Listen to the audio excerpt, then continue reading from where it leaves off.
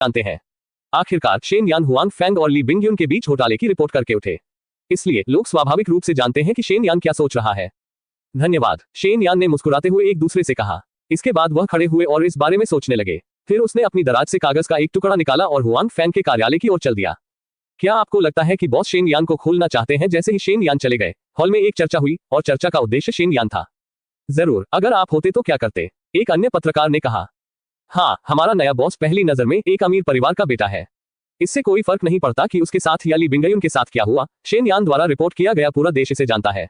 वह असंतुष्ट होगा। उनके बगल में एक संपादक ने कहा। मेरी राय में शेन यान इस समय सस्पेंस में है। जब कई लोग शेन यान की पीठ देखते हैं तो सहानुभूति से भर जाते हैं। जाहिर है उन्हें लगता है कि हुआंग फैंग शेन यान की शुरुआत करेंगे। शेन यान हुआंग फैंग के कार्यालय के दरवाजे पर रुकता है और गहरी सांस लेता है। फिर वह दरवाजा खटखटाता है। अनुमति के साथ वह दरवाजा खोलता है और हुआंग फैंग के कार्यालय में प्रवेश करता है। इस कार्यालय में वह पहले भी कई बार आ चुके हैं। हालांकि यहाँ का मालिक बदल गया है, लेकिन बाकी चीजों में ज्यादा बदलाव नहीं हुआ है। बॉस, यह मेरी इस्तीफे की रिपोर्ट है। शेन यान हुआंग फैंग के पास आया और उसे कागज सौंपा। / इस वेबसाइट का पता याद रखने में केवल 1 सेकंड लगता है। मोबाइल पढ़ने वाली वेबसाइट। बेहतर नवल पढ़ने के लिए आप हमारे YouTube चैनल और ऑडियो एक्सप्लेन टेलीग्राम चैनल से जुड़ सकते हैं। 1090 गड़बड़ मत करो। इस्तीफा रिपोर्ट। हुआंग फैंग, जो अभी भी दस्तावेजों को सुझाने में व्यस्त थे, ने शेन यान को कुछ संदेह से देखा।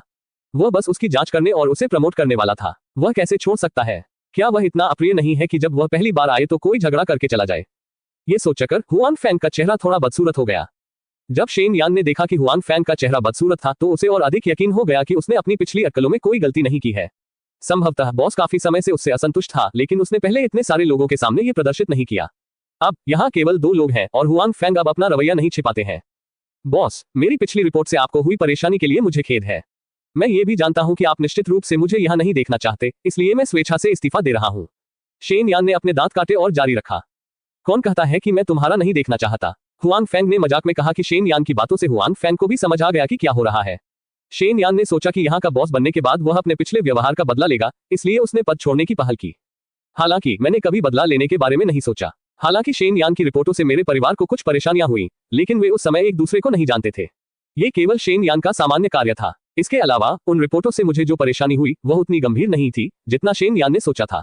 मुझे बस यूमो को समझाना था। जहां तक अन्य लोगों की राय का सवाल है, हुआंग फैंग को कोई परवाह नहीं है। इसलिए शेन यान ऊपरी स्थिति में होने पर उससे बदला लेने के बारे में चिंतित है। ये बहुत चिंता की बात है। बॉस, क्या आप मुझे नौकरी से नहीं निकालना चाहते? हुआंग फैंग की अभिव्यक्ति को अलग देखकर शेन यान के दिल में आशा की किरण जगी। आखिर उन्हें यहाँ काम करना बहुत पसंद है। यदि वह नहीं जा सकता तो ये सबसे अच्छा है। बिल्कुल, हुआंग फैंग ने कहा। हालांकि यदि आप अपनी नौकरी छोड़ने पर जोर देते हैं तो मैं केवल आपको पूरा कर सकता हूं। आखिरकार चीजों को बदलना अच्छा नहीं है। जैसा कि हुआंग फैंग ने कहा, उन्होंने शेन यान की इस्तीफा रिपोर्ट ली और दूसरे हाथ से एक कलम ली। ऐसा लगता है कि वह वास्तव में अनुमोदन के लिए हस्ताक्षर करने के लिए तैयार है। जब शेन यान ने ये स्थिति देखी तो उसे इतनी परवाह नहीं हुई। वह नीचे झुका और हुआंग फैंग के सामने इस्तीफे की रिपोर्ट पकड़ ली। फिर उसने हुआंग फैंग से कहा, बॉस, मैं मजाक कर रहा हूं। मुझसे गलती हो गई। मैं अब नौकरी नहीं छोड़ना चाहता।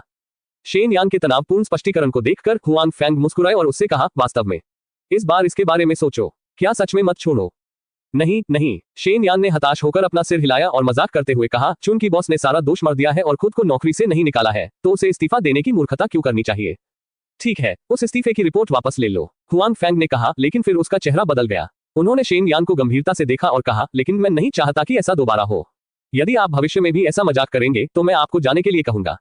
क्या आप समझ गए? मैं देख रहा हूं, बॉस, मैं देख रहा हूं। मैं कभी नहीं छोड़ूंगा, मैं कभी नहीं छोड़ूंगा। शेन यान ने जल्दी से वादा किया कि वह अपने शब्दों में किसी भी अस्पष्टता की परवाह किए बिना पहले हुआंग फैंग के प्रति अपना रवैया दिखाएगा। ठीक है, उस मामले में चलो इसे एक दिन कहते हैं। हुआंग फैंग ने कहा, मैंने तुम्हें अंदर आने के लिए कहा था। तुम्हें कुछ करना है। बॉस, क्या हो रहा है? शेन यान ने पूछा। उसे उम्मीद नहीं थी कि हुआंग फैंग ने न केवल उसे नौकरी से नहीं निकाला बल्कि उसे व्यक्तिगत रूप से कार्य भी दिया। तुम्हें पता है, हुआंग फैंग हाल ही में कंपनी के बॉस बने हैं। बहुत से लोग व्यक्तिगत रूप से कार्य की व्यवस्था करने के लिए हुआंग फैंग की प्रतीक्षा करना चाहते हैं और फिर बॉस पर अच्छा प्रभाव छोड़ने के लिए अच्छा प्रदर्शन करते हैं। शेन यान को उम्मीद नहीं थी कि बॉस का कार्य पाने वाला पहला व्यक्ति वह स्वयं होगा। क्या आप जानते हैं कि ली बिंगयुन नई कंपनी में शामिल होने जा रहे हैं?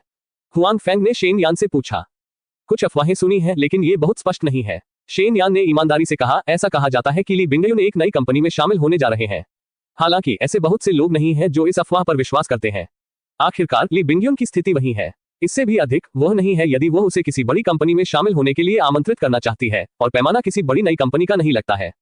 शेन यान ली बिंगयुन की खबरें रिपोर्टिंग के लिए मशहूर है। इसलिए उन्हें ली बिंगयुन की खबरों पर अधिक ध्यान देना चाहिए और इसके बारे में और जानना चाहिए।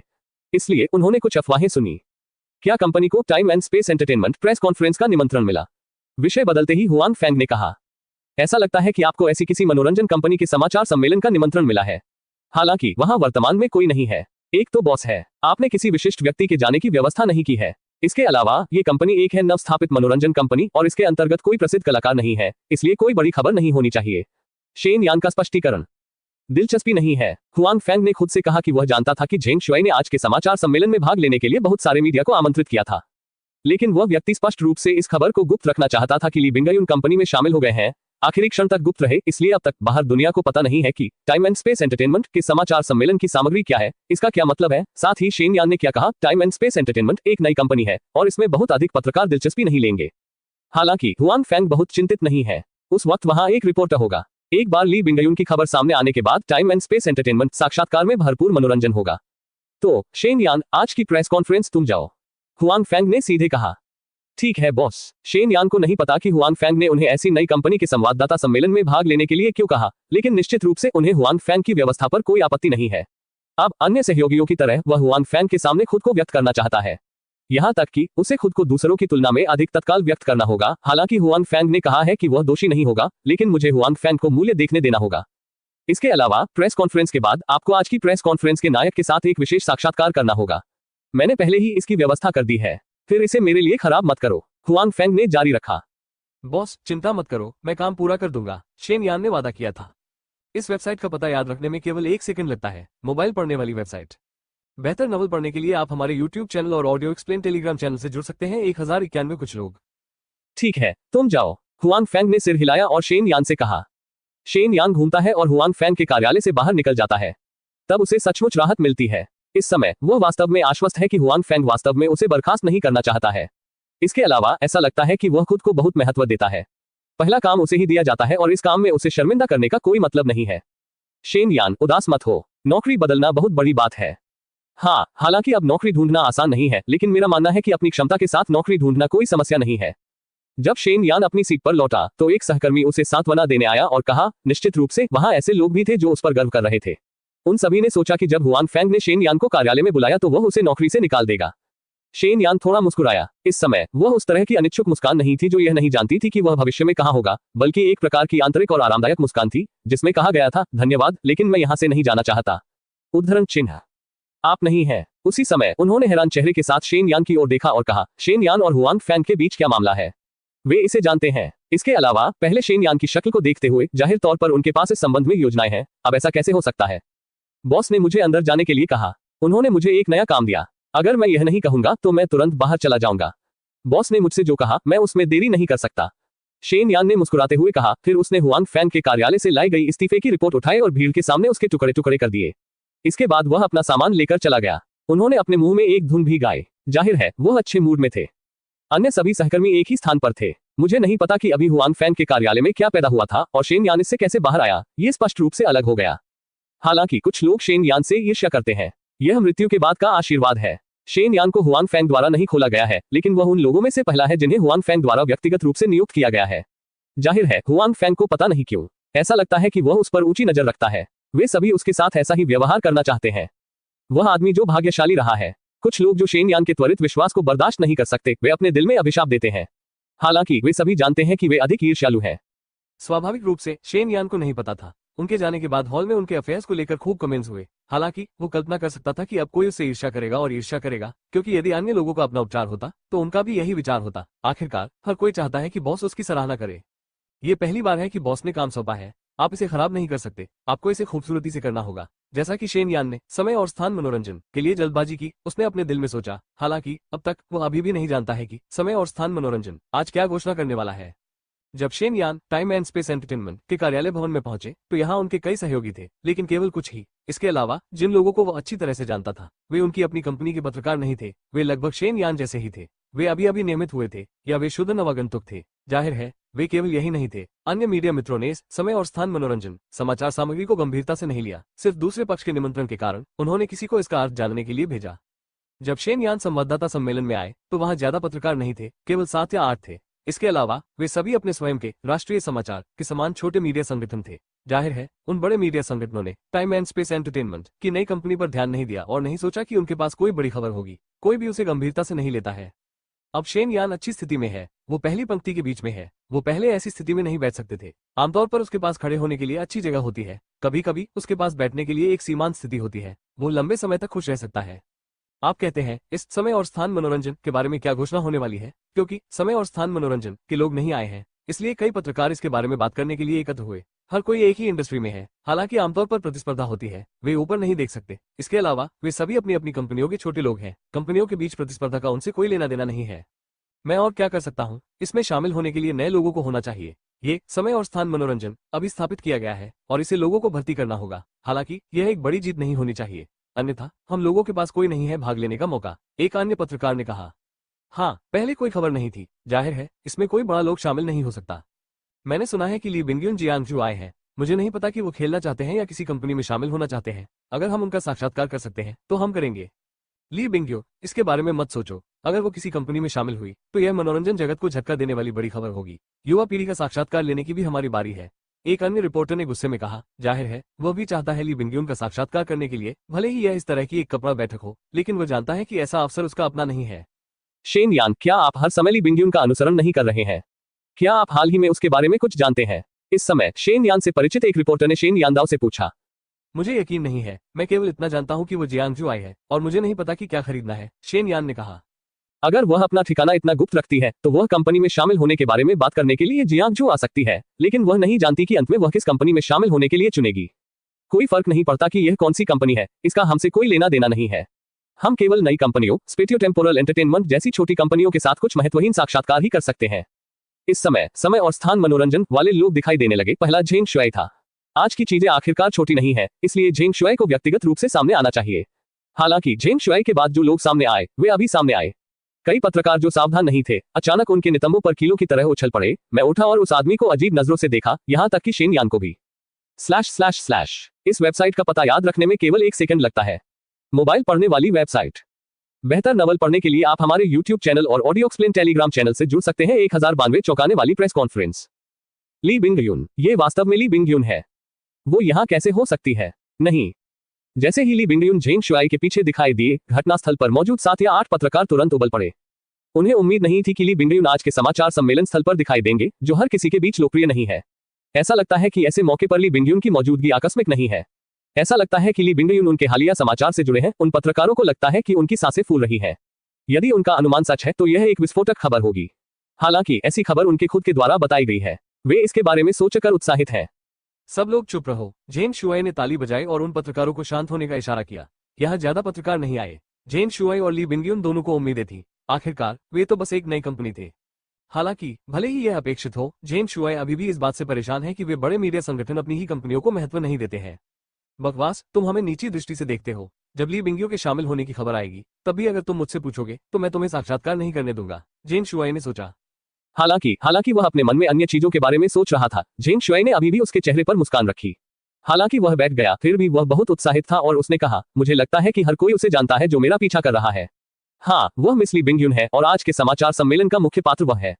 निम्नलिखित पत्रकारों की आवाज तेज है। हालांकि ये स्पष्ट है कि रिपोर्टर का प्रश्न अभी तक नहीं पूछा गया है, इसलिए वे जेंग शुआई के शब्दों को परेशान नहीं करना चाहते हैं। मुझे पता है कि जैसा कि आप अपने मन में अनुमान लगा रहे हैं, मैं नहीं बेचूंगा। अब मैं गंभीरता से घोषणा करता हूं, जेंग शुआई ने जोर से कहा। इस समय मंच के नीचे मौजूद पत्रकार सभी उत्साहित और घबराहट से जेंग शुआई को देख रहे हैं। वे देखना चाहते हैं कि जो कुछ उन्होंने उसके मुख से कहा, क्या वही वैसा ही है जैसा उन्होंने पहले अनुमान लगाया था। जेंग शुआई उन पत्रकारों की प्रतिक्रिया से बहुत संतुष्ट थे। अब मैं गंभीरता से घोषणा करता हूं कि आज से मिस ली बिंगयुन आधिकारिक तौर पर समय और अंतरिक्ष मनोरंजन में हमारे साथ जुड़ेंगी और पहली कलाकार बन जाएंगी जिन्होंने आधिकारिक तौर पर समय के लिए अनुबंध पर हस्ताक्षर किए हैं और अंतरिक्ष मनोरंजन। हमारे साथ जुड़ने के लिए मिस ली का स्वागत है। मुझे ये भी विश्वास है कि मिस ली बिंगयुन की भागीदारी से हमारी समय और अंतरिक्ष मनोरंजन प्रदर्शनी बेहतर होगी। बहुत खूब। भले ही पहले कुछ अटकलें थी, लेकिन अब जब मैंने जेंग शुआई की घोषणा सुनी तो घटनास्थल पर कई पत्रकार फिर से क्रोधित हो गए, क्योंकि यह कुछ ऐसा है जिसके बारे में उन्होंने कभी नहीं सोचा था और कुछ अन्य मीडिया संगठन इसके बारे में नहीं सोच सकते थे। जब वे आना चाहते थे और ली बिंगयुन ने अपनी नियुक्ति जारी की तो उन्होंने अपना स्टूडियो नहीं खोला। यह एक प्रसिद्ध घरेलू मनोरंजन कंपनी से जुड़ने का विकल्प होगा। उस स्थिति में उसके संसाधन अधिक होंगे, उसका मंच बड़ा होगा और उसकी प्रदर्शनी अधिक फायदेमंद होगी। लेकिन अब ली बिंगयुन ने चुपचाप एक नई स्थापित कंपनी में शामिल होने का विकल्प चुना है, एक ऐसी कंपनी जिसकी कोई उपलब्धि नहीं है या कोई प्रतिष्ठा भी नहीं है, जो हर किसी की उम्मीद से परे है। क्या ऐसी कंपनी उसके करियर में मदद कर सकती है? झेंग शुआई ने ली बिंगयुन को जारी रखने के लिए इशारा किया। ली बिंगयुन ने सिर हिलाया और फिर अपने चेहरे पर एक प्यारी सी मुस्कान के साथ भीड़ से कहा, मुझ पर आपके विश्वास के लिए धन्यवाद। मैं ऐसी आशाजनक और महत्वाकांक्षी कंपनी में शामिल होकर बहुत सम्मानित महसूस कर रहा हूं। मुझे ये भी उम्मीद है कि कंपनी और मैं दोनों आगे बढ़ सकेंगे। मिस ली बिंगयुन, ऐसी नई कंपनी में शामिल होने के आपके निर्णय का क्या कारण है? आखिरकार एक रिपोर्टर पूछने से खुद को नहीं रोक सका। सौभाग्य से चाहे झेंग शुआई या ली बिंगयुन ही क्यों न हो, उनका इरादा दूसरे पक्ष को सवाल पूछने से रोकना नहीं था।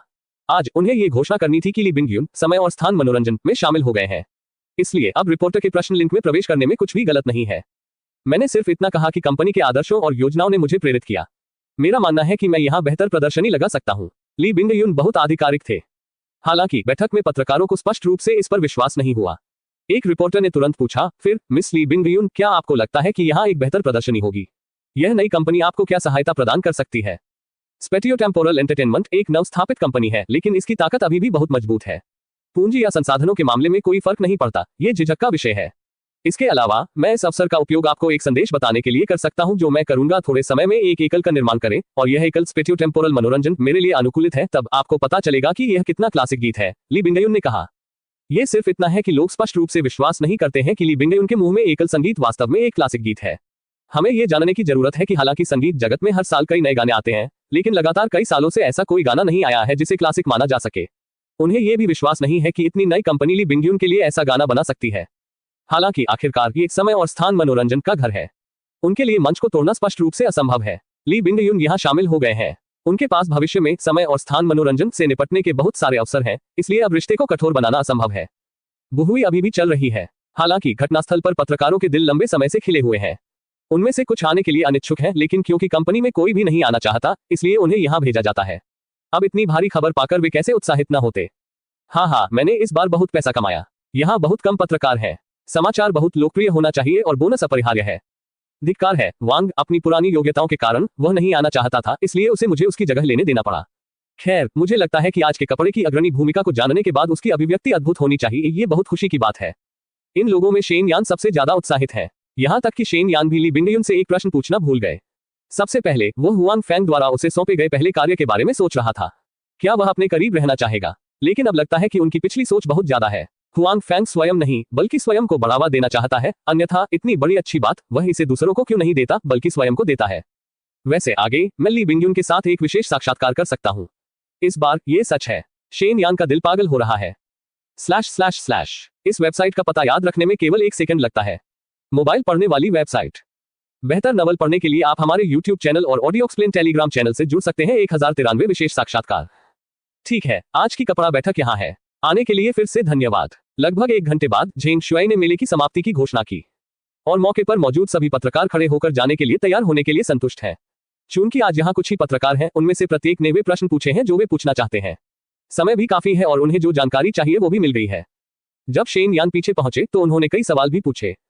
हालांकि उनका मन हमेशा यही सोचता रहता था कि बाद में जब वह साक्षात्कार देंगे तो क्या प्रश्न पूछे जाएंगे। हालांकि टाइम एंड स्पेस एंटरटेनमेंट ने साक्षात्कार के बारे में कुछ नहीं कहा। अब शेन यान को हुआंग फैंग पर बहुत भरोसा है।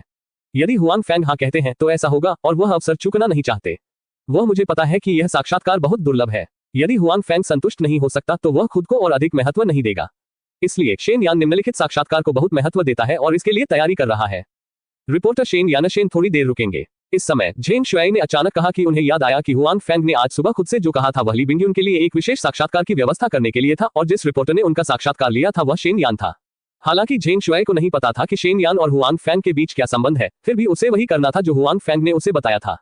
शेन यान ने अपने दिल में कहा कि यह सच है और फिर उसने जाने की जल्दी नहीं की। अन्य पत्रकारों ने शेन यान को संदेह की दृष्टि से देखा और वे अब भी उससे ईर्ष्या करते थे। ऐसा लगता है कि शेन यान ने समय और स्थान मनोरंजन के साथ अच्छा रिश्ता बना लिया है। ये उसका खास ख्याल रखना है। ये पत्रकार उनसे ईर्ष्या कैसे नहीं कर सकते। हालांकि आज उनकी फसल छोटी नहीं है। जब वापस जाएंगे तो दिखावा करेंगे और बोनस लेंगे, इसलिए वे शेन यान के विशेष व्यवहार से ईर्ष्या नहीं करते हैं और एक के बाद एक समाचार तैयार करने के लिए दौड़ पड़ते हैं। रिपोर्टर शेन, मैं आपको मिस बिंगयुन के विशेष साक्षात्कार के बारे में परेशान करने जा रहा हूँ।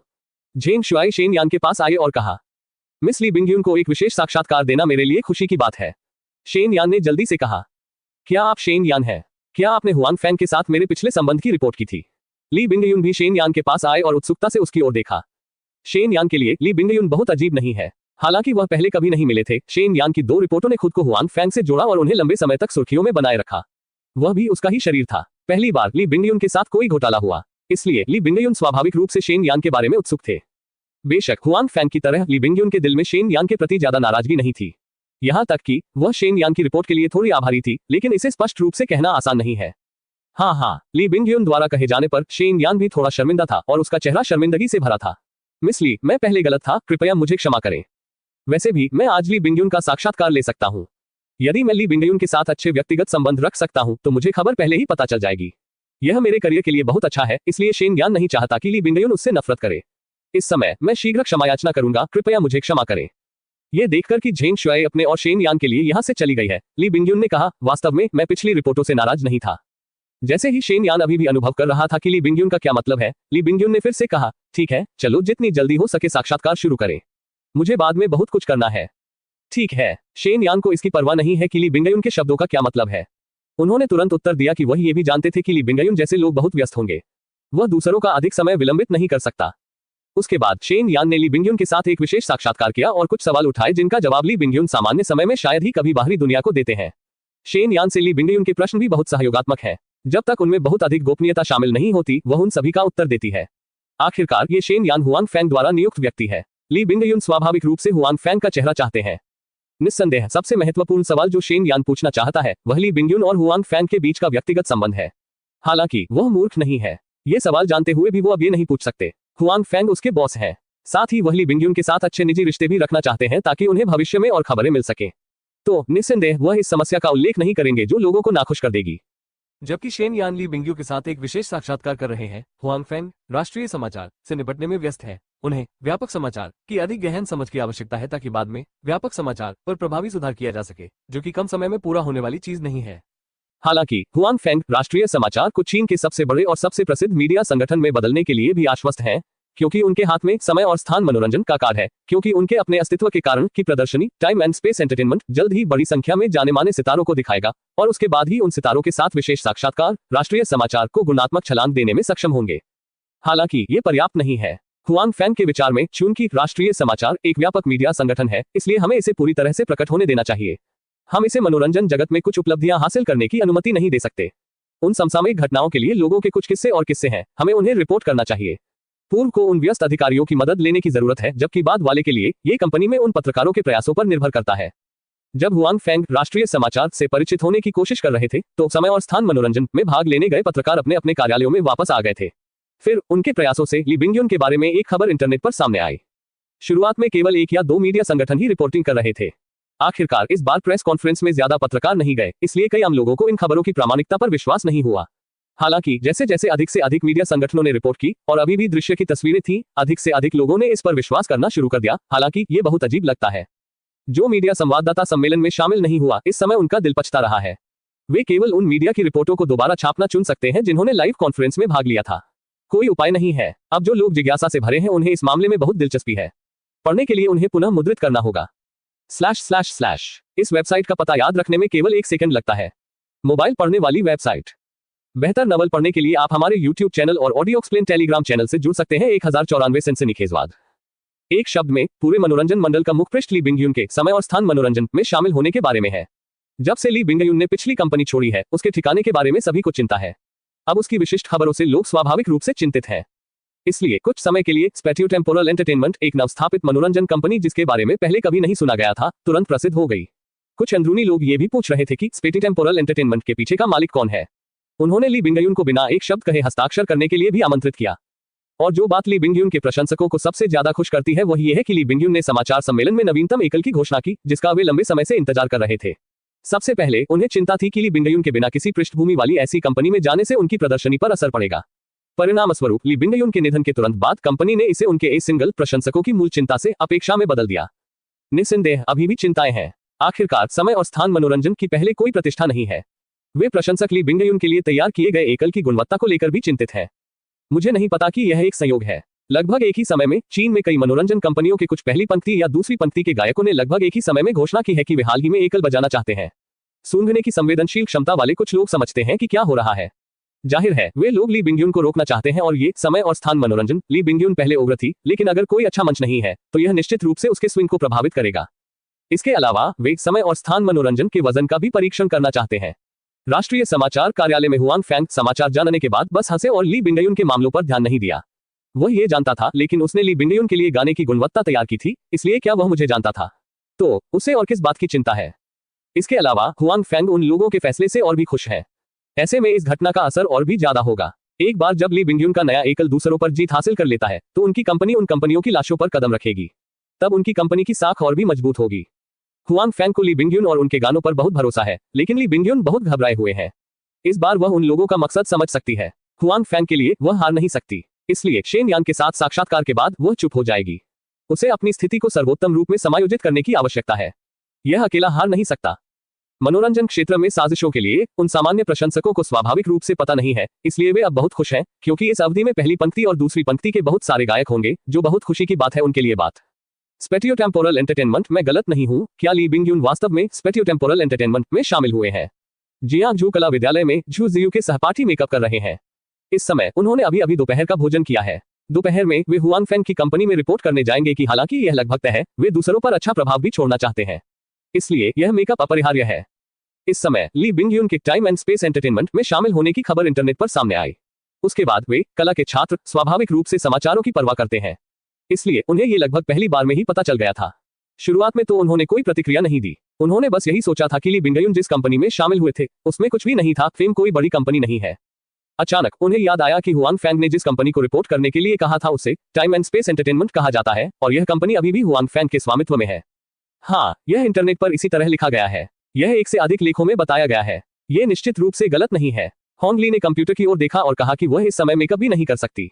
जाहिर है, खबर बहुत मजबूती से सामने आई। जियो हुआंग फैंग ने हमें जिस कंपनी में जाने के लिए कहा था उसे टाइम एंड स्पेस एंटरटेनमेंट कहा जाता है। क्या हम सही हैं? कोई गलती नहीं होनी चाहिए। झू जियू ने कुछ अनिश्चितता के साथ यह भी कहा कि उनमें से कुछ को इस पर संदेह नहीं होगा। हालांकि उन्होंने सोचा कि हुआंग फैंग की कंपनी एक छोटी कंपनी थी और वह खेल रहा था। हालांकि अब कंपनी ने अचानक ली बिंगयुन के शामिल होने की घोषणा की, जो स्पष्ट रूप से एक साधारण छोटी कंपनी नहीं है और हुआंग फैंग खेलने के लिए नहीं है। यह एक बड़ा काम करना है। ये कैसा शो लग रहा है? तो क्या हम भविष्य में मिस बिंगयुन के सहयोगी बनेंगे? झू के सहपाठियों में से एक ये कहने के लिए उत्सुक था कि उसकी आदर्श ली बिंगयुन है, जो एक कंपनी में ली बिंगयुन के साथ काम कर सकती है। उसे लगा कि यह बहुत झूठ है और अब वह सदमे में है। हुआंग फैंग क्या करता है? ली बिंगयुन एक अनुबंध पर हस्ताक्षर करने में इतना अच्छा क्यों है? मुझे यकीन नहीं है। झू ने कहा कि हालांकि हुआंग फैंग के साथ उसके एक से अधिक रिश्ते रहे हैं, लेकिन वह वास्तव में हुआंग फैंग के बारे में ज्यादा नहीं जानती है। वह केवल इतना जानती है कि वह बहुत अमीर लगता है। बेशक उसके पास एक मजबूत कौशल और जिम्मेदारी की भावना है। खैर, उनका स्वभाव और चरित्र अच्छा है। अपने दिल में हुआंग फैंग की स्थिति के बारे में सोचते हुए झू को लगता है कि वह पागल होने वाली है। अब वह हाल ही में हुआंग फैंग के बारे में अधिक सोचती है, जो उसके पिछले स्व के समान बिल्कुल नहीं है। वैसे क्या इंटरनेट पर हुआंग फैंग और ली बिंगयुन के बीच पहले भी बहुत सारे घोटाले नहीं हुए हैं? क्या यह सच है कि सारी गपशप सच है? होंग ली ने अचानक कहा। दूसरों को यह नहीं पता होगा कि समय और स्थान मनोरंजन का बॉस हुआंग फैंग है। हालांकि उनमें से कई लोग ये जानते हैं। जब वे हुआंग फैंग और ली बिंगयुन के बीच पिछले ऑनलाइन घोटाले के बारे में सोचते हैं, तो वे अचानक सोचते हैं कि शायद ये कोई घोटाला नहीं है, लेकिन ये सच है। अन्यथा ली बिंगयुन अन्य कंपनियों में कैसे नहीं जा सकते थे या अपना स्टूडियो नहीं चला सकते थे, लेकिन उस नव स्थापित कंपनी हुआंग फैंग में शामिल हो गए? मैं भी नहीं जानता, झू ने कहा, लेकिन जब हम कंपनी में पहुंचेंगे तो हम इसके बारे में बात नहीं कर सकते। मैं समझ गया, हम अपना मुंह बंद रखेंगे। झू के सहपाठी ने मुस्कुराते हुए कहा, मैं ली बिंगयुन जैसा सहकर्मी बनने का मौका नहीं चूकना चाहता। ठीक है, चलो जल्दी करो, पहली बार देर होना अच्छी बात नहीं है, झू ने कहा। / इस वेबसाइट का पता याद रखने में केवल 1 सेकंड लगता है। मोबाइल पढ़ने वाली वेबसाइट। बेहतर नवल पढ़ने के लिए आप हमारे YouTube चैनल और ऑडियो एक्सप्लेन टेलीग्राम चैनल से जुड़ सकते हैं। 1095 छात्र सभाएं। देखो, क्या वह औरत नहीं है? जब झू जियू और उनकी बेटियां कैंपस से बाहर आईं, तो वे लोग जो कैंपस के गेट पर इंतजार कर रहे थे तुरंत सामने आ गए। सबसे पहले, इन महिलाओं के सौंदर्य मूल्य बहुत ऊंचे हैं। अब भी वे साथ चल रहे हैं।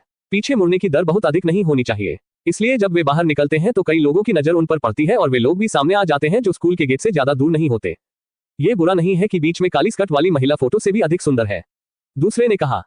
टीएम में चीजों के साथ खिलवाड़ मत करो, इस आदमी ने मुझसे कहा, इसे सीधे वापस बांधो और हो कि पावला के साथ खिलवाड़ मत करो। बगल वाला व्यक्ति चेतावनी देता है। मैं समझ गया, अब मुझे क्या करना चाहिए? सीधे ऊपर जाओ और इसे पकड़ लो, उस आदमी से पूछा जिसने पहले बात की थी। नहीं, यहाँ बहुत सारे लोग हैं और प्रभाव बहुत ज्यादा है। आइए पहले उनका अनुसरण करें और रास्ते में अवसर खोजें। ठीक है। इस समय झू जियू और अन्य लोग पहले ही टैक्सी ले चुके हैं और 4 लोग सीधे time and space entertainment company में चले गए हैं, और रास्ते में उन लोगों को कोई अच्छा अवसर नहीं मिला। आखिरकार ये सड़क शहर की है। जब तक वे कोई बड़ा सौदा करने के इच्छुक न हो, अन्यथा वे केवल धीरे धीरे ही अवसरों की तलाश कर सकते हैं। और जब टैक्सी रुकी तो उनके पास अब कोई मौका नहीं है, क्योंकि समय और स्थान मनोरंजन के दरवाजे के आसपास लंबी बंदूकें और छोटी बंदूकें वाले बड़ी संख्या में पत्रकार हैं। यदि वे इन लोगों के सामने लोगों को पकड़ लेते हैं तो वे परिणाम के बारे में सोच सकते हैं। क्या करें? उनके बाहर आने तक प्रतीक्षा करें। वे इन लोगों के सामने लोगों को गिरफ्तार नहीं कर सकते। उनमें से एक ने कहा, लेकिन यहाँ इतने सारे पत्रकार क्यों हैं? कौन जानता है? जूजियू की महिलाओं के बीच भी यही सवाल पूछा गया था। इतने सारे पत्रकार यहाँ क्यों हैं? ये ली बिंगयुन के पास आया होगा। अब उसकी खबर मुख्य समाचार है। कौन सा रिपोर्टर प्रत्यक्ष जानकारी प्राप्त नहीं करना चाहता? हांग ली ने कहा। हम अंदर कैसे आए? दरवाजे की भीड़भाड़ को देखकर कुछ महिलाएं परेशानी में पड़ जाती हैं। बारिश को संजोए, अपने परिवार को अंदर सुरक्षा गार्डों से कहने दें। होंग ली ने झू की ओर देखा और कहा, बकवास मत करो। जू जियू ने लाल चेहरे के साथ कहा, यह हुआंग फैंग की कंपनी है। दूसरों के द्वारा सुना जाना अच्छा नहीं है। हालांकि होंग ली को उसके मुंह से बताया जा रहा था। जू जियू ने अपना मोबाइल फोन निकाला और हुआंग फैंग को फोन किया। इस तरह हुआंग फैंग की मदद के बिना उनके लिए अंदर जाना आसान नहीं होगा। ठीक है, हुआंग फैंग ने कहा, जल्द ही कोई हमें लेने आएगा। 2 मिनट के भीतर जू जियू ने फोन रख दिया और अपने कई रूममेट से कहा, या बॉस। होंग ली ने मुस्कुराते हुए कहा, तुम्हारे पास जाओ, इसके बारे में बात मत करो। मैं हुआंग फैंग के लिए कोई परेशानी पैदा नहीं करना चाहता। जू ने कहा, मैं समझ गया। मुझे पता है कि तुम हमेशा उसके बारे में सोचती रहती हो और उसके पीछे छोटी औरत बनने को तैयार रहती हो। हांग ली ने कहा। जू जियू शर्मा गया, लेकिन उसने कोई विरोध नहीं किया। कुछ ही देर में वर्दी में एक खूबसूरत महिलाओं के पास आए और उनकी ओर देखकर बोली, माफ करें, जू जियू कौन है? मैं हूँ। जू जियू ने उत्तर दिया। हेलो, बॉस ने मुझे तुम्हें लेने के लिए कहा है। महिला की आंखों में आश्चर्य की झलक दिखी और उसने झू से विनम्रता से कहा, लेकिन वह सोच रही थी कि झू की शक्ल और स्वभाव वास्तव में उन बड़े सितारों से कमतर नहीं है। इसके अलावा झू जियू को बॉस ने खुद उठाया था। उसका बॉस के साथ एक विशेष रिश्ता होना चाहिए। स्वाभाविक रूप से उसने उपेक्षा करने की हिम्मत नहीं की। वास्तव में हुआंग फैंग ने झेंग शुआई को बुलाया, लेकिन इस मामले में जब तक झेंग शुआई दिखाई देती वह बाहर पत्रकारों से घिरी रहती, इसलिए वह केवल कंपनी के कर्मचारियों को थोड़ी देर के लिए बाहर आने के लिए कह सकती थी, इसलिए उसे यह गलत समझा गया। महिला जू जियू और हुआंग फैंग के बीच झेंग शुआई नहीं बल्कि एक अलग रिश्ता था। धन्यवाद, जू ने जल्दी से कहा। उसके बाद महिला जू जियू और अन्य महिलाओं को कंपनी में प्रवेश करने के लिए ले गई। हालांकि पत्रकार जू जियू की पहचान के बारे में जानने को उत्सुक थे, लेकिन वे नहीं रुके क्योंकि वे उसे नहीं जानते थे। कई लोग जू जियू की बेटी के दोबारा इमारत से बाहर आने का इंतजार कर रहे हैं। हुआंग फैंग दोपहर तक राष्ट्रीय समाचार के कार्यालय क्षेत्र में रहे। इस बार वह हथियारों, सौंदर्य प्रसाधनों, नमक और अन्य चीजों के एक और बैच को अन्य समय और स्थान पर ले जाने की तैयारी कर रहा था। ये चीजें अपने समय और स्थान में पैसा कमा सकती हैं। इसके अलावा वर्तमान में वे सभी एकाधिकार में हैं और कोई प्रतिस्पर्धी सामने नहीं आता है, इसलिए उस समय और स्थान में वे पैसा कमा सकते हैं। ये वास्तव में हुआंग फैंग की तुलना में बहुत तेज है। हालांकि जब हुआंग फैंग ने राष्ट्रीय समाचार छोड़ा तो उन्हें गो लियांग का फोन आया। पागल, हाल ही में एक कॉलेज पुनर्मिलन है, क्या तुम नहीं आ सकते? गो लियांग ने फोन पर कहा। अचानक पार्टी कैसे करूं? मुझे नहीं लगता कि ग्रेजुएशन के बाद मैं इतने लंबे समय तक पार्टी करूंगा। हुआंग फैंग ने कुछ संदेह में पूछा। ऐसा लगता है कि हमारी कक्षा के मॉनिटर वुहाओ जियांगजू की व्यावसायिक यात्रा पर है। फिर यह सुझाव दिया जाता है कि जियांगजू के छात्र एक साथ आने और एक दूसरे के संपर्क में आने के लिए बाहर आए। गो ने कहा, लगता है कि उनके पास आपका नंबर नहीं है, इसलिए जब आपको पता चले कि आप भी जियांगजू में हैं तो मैं आपको सूचित कर दूं। जब हुआंग फैंग विश्वविद्यालय में थी तो वह केवल छात्रावास के लोगों के करीब थी और वह कक्षा में अन्य लोगों के करीब नहीं थी। हालांकि यह एक तरह का भाग्य था कि हर कोई एक स्कूल और एक कक्षा में जा सकता था। भले ही वे विश्वविद्यालय में करीब नहीं थे, स्नातक स्तर की पढ़ाई के बाद वे एक दूसरे के करीब होंगे। कब? हुआंग फैंग ने पूछा। इस शुक्रवार की रात, गो लियांग ने कहा। ठीक है, जब मेरे पास समय होगा तो मैं जाऊंगा। हुआंग फैंग ने कहा कि उन्हें इसमें भाग लेने में कोई आपत्ति नहीं है और अपने पूर्व सहपाठियों से मिलकर अच्छा लगा। आखिरकार कॉलेज में उनका अधिकांश समय अच्छा बीता। हालांकि गो लियांग का फोन रखने के बाद हुआंग फैंग को अचानक याद आया कि वांग टोंगटोंग भी जियांगजू में था। मुझे नहीं पता कि वह जाएगी या नहीं। पिछली बार जब वे बिक्री कार्यालय में थे तो वे कह सकते थे कि उन्होंने अपना चेहरा पूरी तरह से फाड़ दिया था। अगर वे एक दूसरे को देखते तो बहुत शर्मिंदा होते। चलो बस चले जाओ, जब तुम्हें ये दिखाई न दे तो बस चले जाओ। हुआंग फैंग ने मन ही मन सोचा कि उन्होंने इस पर ज्यादा ध्यान नहीं दिया। जाहिर तौर पर उनके लिए अपना करियर दिखाना ज्यादा महत्वपूर्ण है।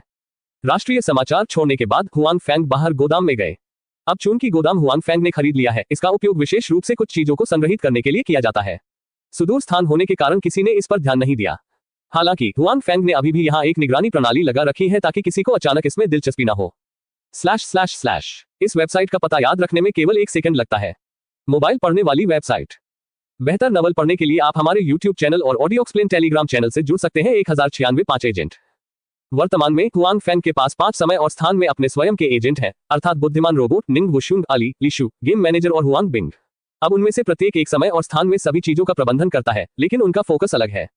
वर्तमान समय में बुद्धिमान रोबोट का कार्य सबसे सरल है। जब तक वह एक वाइनरी का प्रबंधन करता है, वह समय और स्थान हुआंग फैंग के लिए एजेंट चुनने का पहला समय और स्थान है। इसलिए उस वक्त कोई तैयारी नहीं थी, इसलिए ज्यादा कुछ बचा नहीं था। हालांकि यह अब हुआनफेंग की वास्तविकता के लिए सबसे बड़ी अंतरिक्ष समय सहायता है, क्योंकि सभी प्रकार के क्लासिक गाने और टीवी नाटक हैं जिनकी हुआनफेंग की वास्तविकता में आवश्यकता है। इनके अलावा सभी प्रकार की उन्नत प्रौद्योगिकियां हैं। केवल ये बुद्धिमान रोबोट हुआनफेंग की मदद करना कठिन है, भले ही वह उन्नत तकनीक वाला बुद्धिमान हो। सौभाग्य से हुआनफेंग ने वर्तमान में केवल कुछ क्लासिक गाने और फिल्में और टीवी श्रृंखला प्रदान करने की मांग नहीं की थी। वह समय और स्थान जहां निंग वुशुंग और अली स्थित है, वह समय और स्थान है जहां वे वर्तमान में हुआनफेंग के लिए सबसे अधिक पैसा कमाते हैं। निंग वुशुंग के पास सुपर की मदद है और हुआनफेंग द्वारा छोड़ी गई नींव है। हालांकि यह केवल एक व्यावसायिक दुकान है, लेकिन पैसा कमाने की डिग्री और क्षमता बिल्कुल भी बुरी नहीं है। इसके अलावा हुआनफेंग ने भी निंग वुशुंग को कुछ मुनाफा देने दिया, यहां तक कि जब वह चला गया तो दूसरे पक्ष ने उसके उद्योग की देखभाल में मदद करने का वादा किया। हालांकि हुआनफेंग को डर था कि वह लंबे समय के लिए चले जाएंगे।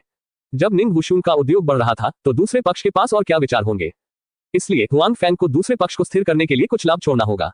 सौभाग्य से कोई फर्क नहीं पड़ता कि नमक या सौंदर्य प्रसाधन, वे सभी एकाधिकार स्थिति में हैं और वहां बहुत सारा पैसा कमाते हैं। इसके अलावा निंग वुशुंग के लिए हुआनफेंग का ज़ियानयान फॉर्मूला अब जब शराब बनाना शुरू हो गया है तो यह एक ऐसा प्रोजेक्ट होना चाहिए जो शराब बनाने के बाद बहुत सारा पैसा कमाता है। और अली की पैसा कमाने की क्षमता निंग वुशुंग से भी तेज है और यह हुआनफेंग को अधिक चिंतामुक्त बनाता है, क्योंकि वहां हुआनफेंग के पास अपनी शक्ति है और चीनी भाड़े की रेजिमेंट का अस्तित्व ये सुनिश्चित करता है कि हुआनफेंग के उद्योगों को गंभीर नुकसान नहीं होगा। बेशक हुआनफेंग को पूरी तरह से राहत नहीं मिली है। आखिरकार उसने केवल एक भाड़े की रेजिमेंट छोड़ी। अगर उसने पैसा कमाया, बहुत अधिक पैसा है, और यह संभव है कि कई लोग उसकी भाड़े की रेजिमेंट से निपटने के लिए सेना में शामिल हो जाएंगे। वर्तमान में अली का समय और स्थान सबसे अच्छा हथियार है जिसकी आपूर्ति कम है। हालांकि वह निंग वुशुंग में हथियार भी बेच रहा है, लेकिन ये स्पष्ट है कि अली अधिक लोकप्रिय है। आखिरकार हुआनफेंग के हथियार स्तर और गुणवत्ता वास्तव में अली के स्थान से कहीं बेहतर है। कोई आश्चर्य नहीं कि यह लोकप्रिय होने जा रहा है। जहां तक खेल की दुनिया में हाउसकीपर ली शू की बात है, हुआनफेंग सबसे कम बार वास्तविकता में लौटे हैं। क्योंकि हुआनफेंग अब खेल में है, ऐसा कुछ भी नहीं लगता है जो निश्चित धन की गारंटी दे सके और कोई पूर्ण लाभ वाली परियोजना न हो। आखिरकार खेल की दुनिया एक बहुत ही जादुई जगह है जहां बहुत सारी अच्छी चीजें हैं, इसलिए लक्ष्य यह है कि इससे पहले हुआनफेंग खेल की दुनिया में वास्तविक चीजें नहीं लाए थे। सौभाग्य से हुआनफेंग के पास एक शहर है और शहर बहुत अच्छी तरह से विकसित हो रहा है और वह हुआनफेंग के लिए लगातार पैसा कमा रहा है, इसलिए उस समय और स्थान में पैसा बनाने की क्षमता खराब नहीं है। आखिरी वाला हुआनबिंग है जहां हुआनफेंग अभी गया था। कोई भी पैसा कमाने के बजाय हुआनफेंग अभी भी एक बड़ा पैसा खाने वाला व्यक्ति है जो हर दिन हुआनफेंग की बहुत सारी बचत का उपभोग करता है। आखिरकार किसी देश का पुनर्निर्माण करना इतना आसान नहीं है। हालांकि एक बार इसके निर्माण के बाद फसल निश्चित रूप से छोटी नहीं होगी। हुआनफेंग ने अपना खुद का एक राज्य बनाने की योजना बनाई है और पूरे देश के संसाधन उसके अपने होंगे। जब वह सोचता है कि उसके पास पूरे देश के सभी संसाधन होंगे तो हुआनफेंग अनिवार्य रूप से थोड़ा उत्साहित महसूस करेगा और वह भारी वेतन वहन कर सकता है। उसी समय हुआनफेंग को भोजन, कपड़े और अन्य दैनिक आवश्यकताओं सहित विभिन्न संसाधनों से मदद की जरूरत है। तो ये कहा जा सकता है कि हुआनफेंग को सबसे अधिक सामग्री वितरित करने की आवश्यकता है। सौभाग्य से हुआनफेंग के पास अभी भी कुछ अतिरिक्त पैसे हैं, इसलिए उन्होंने कई बड़े अंतरिक्ष रिंगों का आदान प्रदान किया है। इस तरह एक बार में परिवहन संभव है और अधिक आपूर्ति पहुंचाई जाएगी। विभिन्न सामग्रियों की डिलीवरी पूरी करने के बाद हुआनफेंग ने गोदाम छोड़ दिया और फिर सीधे उपनगरों की ओर चला गया, क्योंकि उसने एक और लाभदायक परियोजना के बारे में सोचा था। जो चीजें लोगों के जीवन से निकटता से जुड़ी होती हैं वे आमतौर पर अधिक लाभदायक होती हैं और लोगों का आमतौर पर भोजन, कपड़े, आवास और परिवहन से सबसे अधिक संपर्क होता है। कपड़ों के मामले में हुआनफेंग की फिलहाल कोई योजना नहीं है और जहां वह रहते हैं वहां भी हुआनफेंग की हस्तक्षेप करने की कोई योजना नहीं है। इसके लिए बहुत सारे मानवीय संबंधों की आवश्यकता होती है। इसके अलावा हुआनफेंग के लिए चक्र भी थोड़ा लंबा है, इसलिए हुआनफेंग भोजन और यात्रा पर ध्यान केंद्रित करता है। चीनी लोग खाने के बहुत शौकीन होते हैं। मेहमानों की कमी ही असली खाना नहीं है, इसलिए हुआनफेंग ने एक रेस्तरां खोलने और सभी प्रकार के भोजन बनाने की योजना बनाई है। भोजन दो पहलुओं से निर्धारित होता है, एक सामग्री, दूसरा शेफ की शिल्प कौशल। जहां तक खाद्य सामग्री का सवाल है, हुआनफेंग ने पहले ही इसके बारे में सोच लिया है। वह भंडारण बक्से में स्टोर से कुछ बीज बदलने की योजना बना रहा है। दरअसल वो उन्हें रोपना चाहता है, अर्थात उन खाद्य सामग्रियों का विनिमय करना जो वास्तव में उपलब्ध नहीं है। भोजन की दुर्लभता कीमत है, इसलिए हुआनफेंग अब उपनगरों में जाएंगे सिर्फ ये देखने के लिए कि क्या वहां रोपण के लिए उपयुक्त जगह है। जहां तक ओके एक पहलू की बात है, हुआनफेंग के पास भी एक योजना है, यानी कारों का उत्पादन करने की। उसके हाथ में बस कार उत्पादन के बारे में एक सामग्री है। पहले उसके पास पैसे नहीं थे, लेकिन अब उसके हाथ में कुछ पैसे हैं, इसलिए वह योजना बनाने के लिए तैयार है। इन 2 दिनों में विशिष्ट योजना निर्धारित की जाएगी। उपनगर में पहुंचने के बाद हुआनफेंग को स्पष्ट रूप से महसूस हुआ कि यहाँ की हवा काफी बेहतर हो गई है और आसमान नीला है। जियांगजू में प्रदर्शनी बहुत तेज है। हालांकि आर्थिक विकास के साथ साथ पर्यावरण भी प्रदूषित हो गया है, जो वर्तमान में अपरिहार्य है। शायद मैं इसके बारे में कुछ कर सकता हूँ। हुआनफेंग ने मन ही मन सोचा कि उसके सीवेज उपचार संयंत्र का भी यही अर्थ है। वर्तमान समय में अपने पैमाने के कारण ये सूबे में मशहूर है। भविष्य में ये पूरे देश के लिए प्रदर्शनी होगी। ऐसे में ये पर्यावरण संरक्षण के लिए भी फायदेमंद है। हालांकि हुआनफेंग को पता है कि यह पर्याप्त नहीं है और स्टोरेज बॉक्स स्टोर में कई अच्छी चीजें हैं। आप देख सकते हैं कि क्या अन्य चीजें हैं जो पर्यावरण को प्रबंधित करने में मदद कर सकती हैं। इस तरह आप न केवल पैसा कमा सकते हैं बल्कि उसके लिए ढेर सारे संपर्क भी बना सकते हैं। / इस वेबसाइट का पता याद रखने में केवल 1 सेकंड लगता है। मोबाइल पढ़ने वाली वेबसाइट। बेहतर नवल पढ़ने के लिए आप हमारे YouTube चैनल और ऑडियो एक्सप्लेन टेलीग्राम चैनल से जुड़ सकते हैं। 1097 अनुबंधित भूमि। झाओको गांव जियांगजू के उपनगर में एक गांव है। यह शहर से लगभग 40 मिनट की दूरी पर है। नक्शे के अनुसार यहाँ हुआनफेंग भी पाया जाता है। हालांकि यह कुछ वर्षों से जियांगजू में है, लेकिन कुछ स्थान ऐसे हैं जहां वह पहले नहीं गया है। जैसे ही वह अपनी कार गांव की ओर ले गया, उसने आसपास के वातावरण को देखा। यहाँ की हवा अच्छी थी। कुछ घरों के अलावा उन्होंने कई अनावश्यक इमारतें नहीं बेची। इससे भी महत्वपूर्ण बात यह है कि उसने यहाँ बहुत से लोगों को नहीं देखा था, और जिन घरों में वह रहता था वे बहुत अच्छे नहीं थे। आसपास की सड़कें मिट्टी की सड़कें थीं, यहाँ तक कि पत्थर की सड़कें भी, हर जगह गड्ढे ही गड्ढे थे। यदि हुआनफेंग की कार का प्रदर्शन अच्छा नहीं होता तो यहाँ गाड़ी चलाना कोई साधारण बात नहीं होती। ये सच है कि हर जगह खराब जगहें हैं। गाड़ी चलाते समय हुआनफेंग ने अफसोस जताया कि जियांगजू शहर में प्रदर्शनी बहुत अच्छी है। पूरे देश में भी इसकी रैंकिंग अपस्ट्रीम स्तर पर है। हालांकि इसके ग्रामीण क्षेत्र अभी भी जीर्ण शीर्ण अवस्था में है। हालांकि पिछले 2 वर्षों में कई नीतिगत एड्स हुए हैं, लेकिन इस स्थिति को बदलना कोई रातों रात की बात नहीं है। दूर हुआनफेंग ने गांव में लगभग 50 वर्ष के एक बूढ़े व्यक्ति को देखा। वह वहीं बैठ गया और धूम्रपान करने लगा। शायद उसने हुआनफेंग की कार को आते देखा था। वह हुआनफेंग की दिशा में देख रहा था। हुआनफेंग सीधे उस आदमी के पास कार चलाता है और रुकता है, फिर कार से उतरता है और उसे बंद करने के लिए सिगरेट नीचे करता है। चाचा, ग्राम प्रधान का कार्यालय कहाँ है? उस आदमी ने हुआनफेंग का गला पकड़ लिया, ध्यान से देखा और लापरवाही से कहा, क्या युवक अजनबी है? मैं ग्राम प्रधान के लिए क्या कर सकता हूँ? मैं एक विदेशी हूँ, लेकिन मैं जियांगजू में प्रदर्शन कर रहा हूँ। मैं यहाँ जमीन के अनुबंध के बारे में ग्राम प्रधान से बात करना चाहता हूँ, हुआनफेंग ने कहा।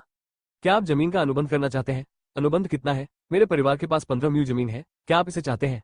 कीमत कहना आसान है। आदमी ने अपना सिर उठाया और हुआनफेंग को उत्साह से देखा।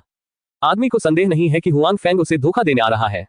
हालांकि उसके पास ज्यादा पैसा नहीं है और वह एक अच्छी कार नहीं खरीद सकता, लेकिन जब वह उस कार को देखता है जिसे हुआनफेंग देखता है तो उसे पता चल जाता है कि हुआनफेंग एक अमीर आदमी है। उसके पास खाने के लिए पर्याप्त नहीं है, इसलिए वह खुद को धोखा देने के लिए यहाँ जाता है। हाँ, लेकिन 15 म्यू पर्याप्त नहीं है। मुझे और चाहिए। हुआनफेंग ने कहा कि चूंकि उन्होंने ऐसा करने का फैसला कर लिया है, इसलिए वह इसे जाने देंगे। वह निश्चित रूप से कोई उपद्रव नहीं करना चाहता था। ठीक है, मैं तुम्हें ग्राम प्रधान के पास ले चलूंगा, बूढ़े आदमी ने धूम्रपान की परवाह न करते हुए जल्दी से कहा। उसके बाद हुआनफेंग बूढ़े व्यक्ति के मार्गदर्शन में एक गांव खोजने के लिए गांव गए। चैटिंग के माध्यम से हुआनफेंग को दूसरे पक्ष का नाम पता था। उसका नाम झाओ कहवा है। वह इस वर्ष 51 वर्ष के हैं। उनका एक बेटा और एक बेटी है जो बाहर काम करते हैं। बड़े बेटे की शादी की उम्र हो गई है। उनकी उम्र ज्यादा नहीं है। क्योंकि उनका परिवार गरीब है और ज्यादा पैसे नहीं है, इसलिए इस मामले में देरी हो रही है। मेरी छोटी बेटी ने इसी साल स्नातक किया है। हालांकि क्योंकि उसने जूनियर कॉलेज से स्नातक किया था, उसकी शिक्षा उच्च नहीं थी, इसलिए उसे अच्छी नौकरी नहीं मिली। अब वह जियांगजू में काम करती है। वह सामान्य समय में व्यस्त रहती है और केवल सप्ताहांत में ही वापस आती है। और झाओ कहवा और उसकी पत्नी घर पर हैं, जमीन इकट्ठा कर रहे हैं और अपने बेटे और बेटी की शादी के लिए कुछ पैसे बचाने की कोशिश कर रहे हैं। हालांकि जमीन की चीजों से आजकल ज्यादा पैसा नहीं कमाया जा सकता। इसलिए जब हुआनफेंग ने सुना कि वह जमीन का अनुबंध करना चाहता है, तो वह जमीन का अनुबंध करना चाहता है। फिर वह ये देखने के लिए पास की फैक्ट्री में गया कि क्या उसे सुरक्षा गार्ड की नौकरी मिलना आसान नहीं है। हुआनफेंग चैटिंग के माध्यम से झाओ कहवा की चिंता को भी महसूस कर सकते हैं। आखिरकार चाहे उनके बच्चे कितने भी बड़े क्यों न हो, माता पिता के रूप में उन्हें हमेशा चिंता रहेगी। जल्द ही वे ग्राम प्रधान के कार्यालय में पहुंचे, जो हुआनफेंग की इच्छा से कहीं अधिक सरल था। वहां केवल कुछ डेस्क, रेत का एक टुकड़ा और एक पानी का फव्वारा था। ऐसा लगता है कि इस गांव के हालात उतने अच्छे नहीं हैं। ग्राम प्रधान, मैं आपके लिए एक आदमी लाया हूं जिसने कहा कि वह जमीन का ठेका लेना चाहता है। कार्यालय में प्रवेश करते ही झाओ कहवा चिल्लाया। ओह, जमीन का ठेका लेना चाहते हो? कार्यालय में झाओ कहवा की उम्र का एक व्यक्ति खड़ा हुआ और बोला, ये बॉस है। उसने हुआनफेंग की ओर देखा। नमस्कार, मेरा नाम हुआनफेंग है। मैं वास्तव में जमीन का अनुबंध करना चाहता हूँ, हुआनफेंग ने कहा।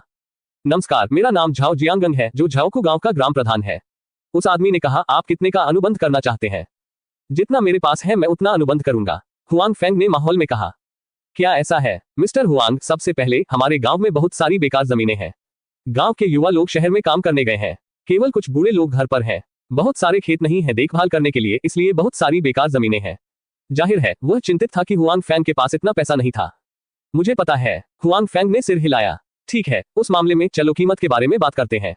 हुआनफेंग के लिए भूमि का अनुबंध करने के लिए झाओ जियांगंग का बहुत स्वागत है। जैसा कि उन्होंने कहा, अब कई युवा शहर में काम करने गए हैं। कई खेत खाली हैं, जहां वे बेकार भी हैं। यदि वे अनुबंध करते हैं तो वे कुछ पैसे कमा सकते हैं। ठीक है, हुआनफेंग ने सिर हिलाया। उसके बाद हुआनफेंग ने अनुबंध मूल्य पर बातचीत की। इस संबंध में हुआनफेंग बहुत अधिक शामिल नहीं हुए और बहुत उदार थे। आखिरकार वह इस संबंध में ज्यादा पैसा नहीं बचा सका। इन किसानों से पैसे कमाने के बजाय वह यहाँ की जमीन का उपयोग अच्छी खाद्य सामग्री उगाने और शहर के रेस्तरां में जाकर पैसे कमाने के लिए भी कर सकता है। इसलिए हुआनफेंग के लिए कीमत पर बातचीत करना आसान है। एक म्यू भूमि के लिए वार्षिक अनुबंध शुल्क 4 युआन है। ये कीमत चाहे झाओ जियांगंग या झाओ कहवा हो बहुत संतुष्ट है। यदि वे आना चाहते हैं और 3 की कीमत रखते हैं तो वे इसे स्वीकार कर सकते हैं। हुआंग फेंग द्वारा दी गई कीमत स्पष्ट रूप से उनके दिल की कीमत से अधिक है। गांव में 500 एकड़ बंजर भूमि है। मैं अब उन्हें आपसे अनुबंधित करने का वादा कर सकता हूं। अन्य भूमियों का स्वामित्व उनके मालिकों के पास है, इसलिए मुझे उनकी राय पूछनी होगी। हालांकि बॉस हुआंग, चिंता मत करो, मेरा मानना है कि ज्यादातर लोग जमीन का अनुबंध करने के इच्छुक हैं, झाओ ने कहा। मेरी जगह ठीक है, झाओ कहवा ने जल्दी में कहा। ठीक है, फिर झाओ ग्राम प्रधान को परेशान करो, हुआंग फेंग ने कहा। इसके अलावा इन जमीनों को अनुबंधित करने के बाद मैं उनमें कुछ सब्जियां लगाने का इरादा रखता हूं, इसलिए मैं ग्राम प्रधान से भी मेरी मदद करने के लिए कहना चाहता हूं कि क्या कोई मुझे जमीन पर पौधे लगाने में मदद करने को तैयार है, और मैं करूंगा वेतन। हुआंग फेंग के लिए इन क्षेत्रों को बेकार छोड़ने के लिए अनुबंधित करना स्पष्ट रूप से असंभव है।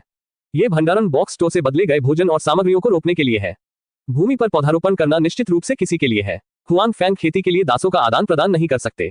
आखिरकार ये बहुत महंगा है, इसलिए ये स्थानीय लोगों और किसानों के साथ ये काम करने का एक अच्छा तरीका है। / इस वेबसाइट का पता याद रखने में केवल 1 सेकंड लगता है। मोबाइल पढ़ने वाली वेबसाइट। बेहतर नवल पढ़ने के लिए आप हमारे YouTube चैनल और ऑडियो एक्सप्लेन टेलीग्राम चैनल से जुड़ सकते हैं। 1098 जरूर। ओह, आप खेती में मदद के लिए उन्हें काम पर रखना चाहते हैं। ये बहुत अच्छा है। मुझे लगता है कि कोई समस्या नहीं होनी चाहिए। इसमें बहुत से लोगों की दिलचस्पी होगी। अगर बॉस हुआंग चाहते हैं तो मैं आपके लिए काम करना चाहता हूँ।